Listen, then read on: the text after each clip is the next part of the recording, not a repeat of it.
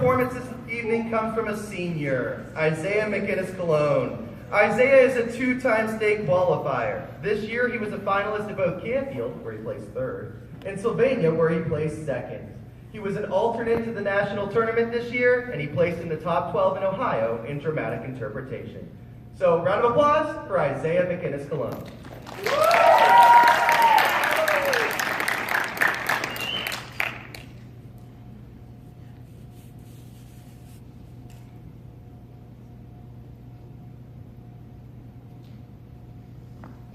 I said, Mother, I'm a grown man and you can't tell me how to live my life.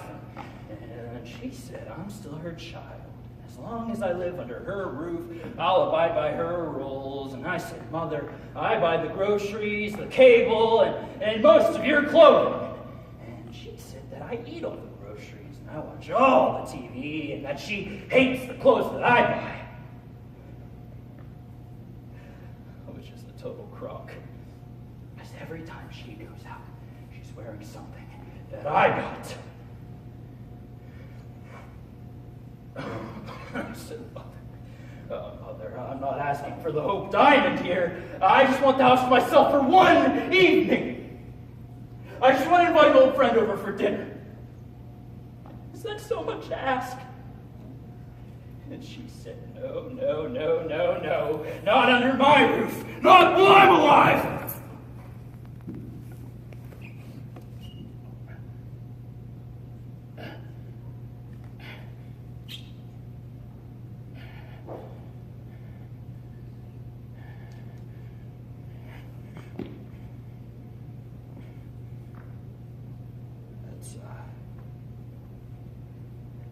That's when I snapped.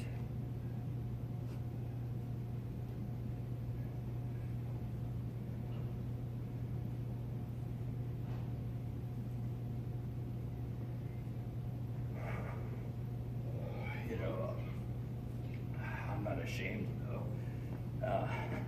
I'm not even sorry. My whole life has pointed up to this moment. And I am so grateful for that.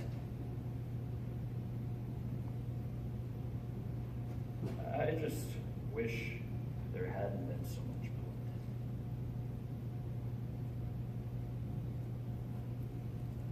Throughout life, each of us wants to experience a sense of belonging, acceptance, and love. Peter Snowden is no exception. But the question is, will he get what his heart desires? In Nightingale by Frederick Mensch. From the moment you come into view, the chances are you think I'm your Valentine.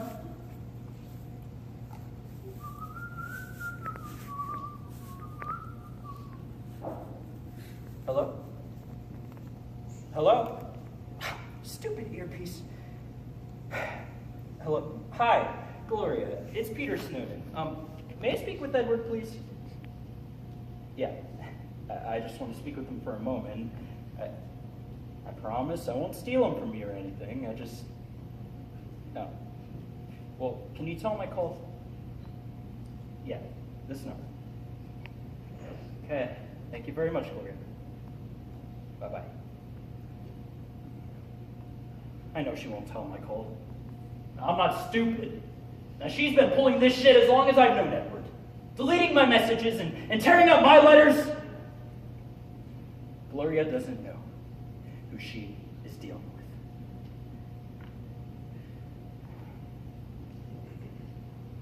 with. Oh, Lillian, you vain old woman. Can't afford HBO, but we can afford this? You see what she bought? It just came in the mail, this ridiculous makeup mirror. Oh. Smoking in the house, Mother. That's right. I'm breaking all the rules. And the police haven't even come to arrest me. Oh, now, it occurs to me that I haven't told you much about Edward. Yeah. And here's a picture. We've known each other 18 years. Since basic training. We hit it off right away. The army just got too much, though, and, well, I came home. And we ran into each other a few years ago again on Valentine's Day. I was at the library returning books for Mother, and he was there for story time with his kids. Anyways, we had a little misunderstanding a while back, and that's why I need to get him back here. You know, so we can just get it behind us. So there's nothing that I wouldn't do for that man.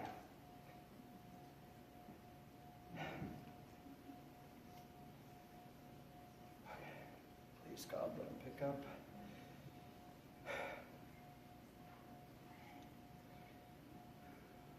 Hello? Edward? Is that really you? It's Peter. I missed you so badly. I wasn't sure we'd ever speak again. Listen, Mother has moved away. Yes, it's true. We have the place all to ourselves, just like we talked about. So, I want you to come over and celebrate. You can? You can come. When? Oh, God. Edward's coming over next Friday.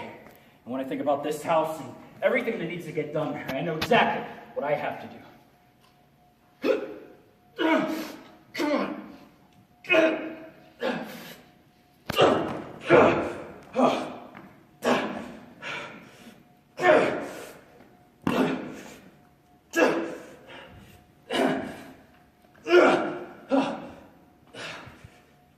Look, Mother, it's Nana's quilt. You've always loved this one.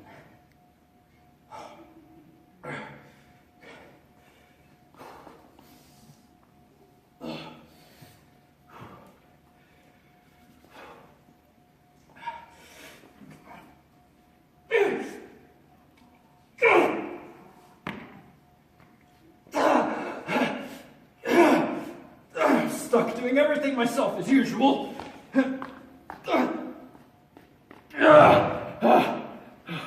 Edward will come to this filthy, miserable hovel and I'll be just humiliated. You would love that, wouldn't you? No, don't even try to deny it.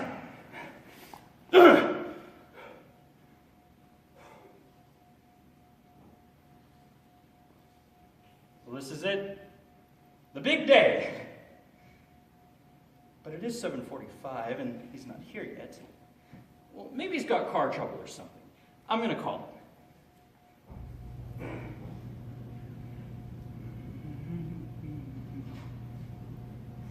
Hello? Hi.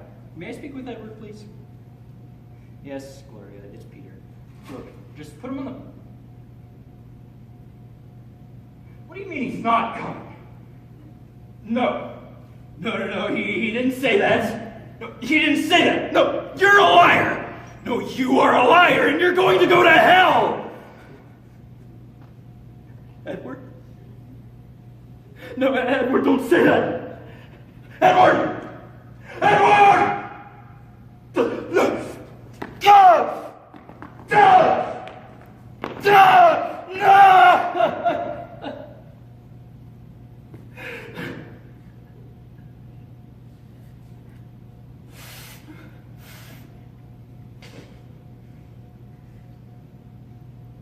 I've lost them both. I know what I have to do. Dear Edward, by the time you read this, I will be dead. You may read about me in the newspaper, and I pray that you won't judge me too harshly.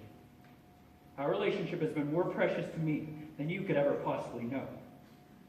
I wish only the best for you and your family. And ours is a sovereign Lord, and it is not always our right or our privilege to discern his purpose. So until we meet again, in the presence of our Lord Jesus, I bid you farewell.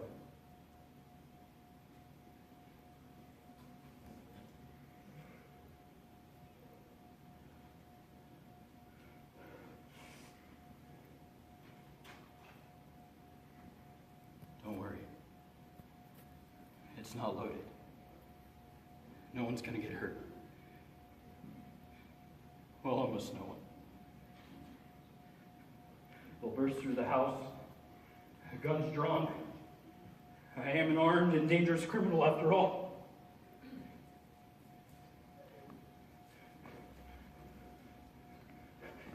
If they see me, they see the gun. I'm out of time. Listen, before I go, I want you to promise me something. I want you to promise me that you will hug your children. Just hug them just as tight as you can and whisper in their ear that you love them and that you'll always love them, that nothing can ever stop that. That's what I've always wanted.